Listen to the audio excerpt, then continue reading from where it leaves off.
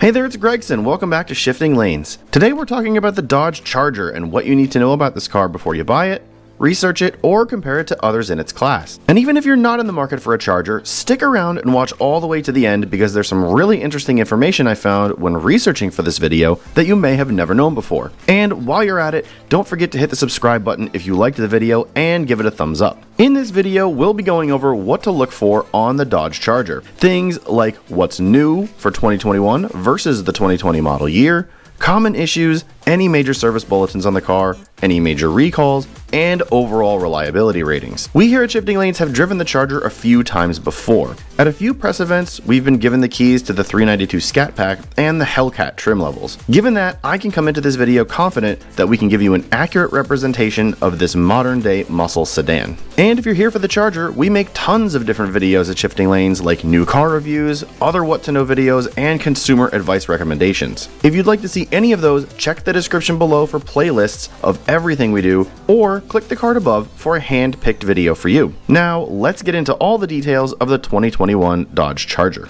The Dodge Charger is, in a word, ridiculous. It just is. It's very much the same as the Challenger, which I made a what to know video about recently, in the fact that Dodge really hasn't made major aesthetic overhauls in 10 years since 2011 when it had a refresh. You can even draw the line back to 2006 when they reintroduced it after a near 20-year absence from the market. This means that the Charger's automotive personality remains unchanged for a full decade and even more, which to me makes the Charger, and by extension the Challenger, both American Porsche 911s. Now, by no means am I speaking to reliability, build quality, or performance, though we will get into those aspects in a few minutes. What I mean is, while the Porsche 911 has changed over the years, the shape and overall aesthetic hasn't. And that's a very good, iconic thing. The same applies to the Charger along with the Challenger.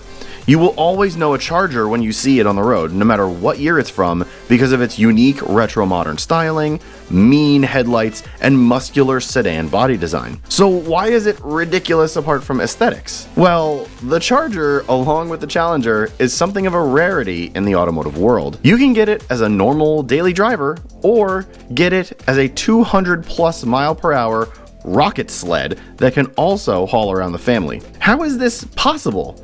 Who at Dodge decided this was a good idea? Honestly, I don't care, but I want you to know that I love you and I want to hug you. When the 2006 version of the modern Charger came out, it was immediately celebrated for the aforementioned retro styling. The entire segment was going through its retro modern phase, with muscle cars like the Camaro, Mustang, and the Challenger wearing similar looks to older models, but more modernized. However, the Camaro and Mustang moved on, and the Charger and Challenger just kept getting more refined within their own same platforms. For the Charger, as far as trim levels are concerned, you have 7 different models to choose from. They start at a basic SXT model with a V6 putting out around 300 horsepower for $29,995, and you can go all the way up to an SRT Hellcat red-eye wide body with a 797 horsepower Hellcat V8 that'll set you back a minimum of $78,595 whole US American freedom bucks. And on that note, why else is the Charger ridiculous? Because this is one of, if not the largest horsepower gaps between base model and top trim in the entire auto industry. The other large delta being the Charger's sister car, the Dodge Challenger. Since the Charger isn't all that different from 2020 to 2021, there are basically no differences. The Hellcat red-eye wide-body trim joins the lineup and ups the horsepower to 797, as I said. Outside of that, the GT all-wheel drive trim comes standard with 20-inch wheels, which can also be optioned on the SXT all-wheel drive trim. And that's literally it. But then again, this is a 10-year-old platform that sells well for Dodge, has a trim line that can do just about anything you want it to, and will likely continue to be a favorite for muscle car enthusiasts. There's not a lot wrong with the Charger currently, so a less is more approach by Dodge here we believe is a good call. If you've made the decision to purchase a Charger, the rest of this information should help you make an informed decision about the car itself. This isn't a video on how to negotiate pricing, but after this you should be armed with a bit more knowledge on potential trouble areas, which may help in many different purchase-related scenarios. First, let's talk about some common issues. CarComplaints.com has the top 3 trouble areas on the Charger as premature engine failure.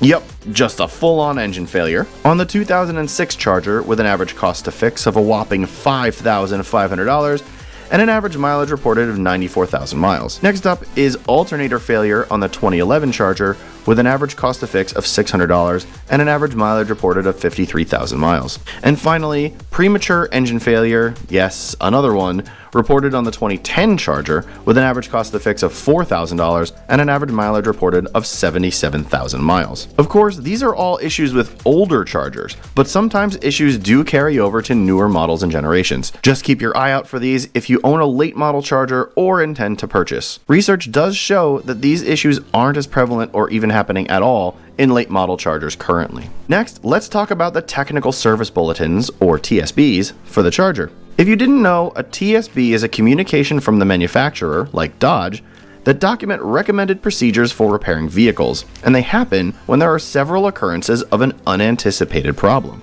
For example, if consumers keep reporting that their doors won't lock because a wire in the door is known to disconnect, and it's happening across many different shops or dealers, the manufacturer will look into it, and if there's a fix, issue a TSB so that if it happens again, the fix is easily understood and rectified. The manufacturer may also find fixes proactively and issue a TSB if the fix does not require a recall. For the Charger, there are hundreds of TSBs listed for many different model years. However, it's important to remember that this isn't a standard for reliability.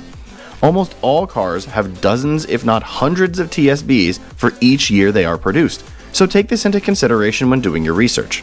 For the Charger, I won't go into all the TSBs they list, but if you're more DIY inclined, it's worth poking around in the TSBs should you find something wrong with your vehicle and want to fix it yourself. You may find a TSB with the fix you need and could save yourself hundreds in repair costs with the right know-how. It's worth noting that the majority of TSBs I found were related to engine and electrical system issues.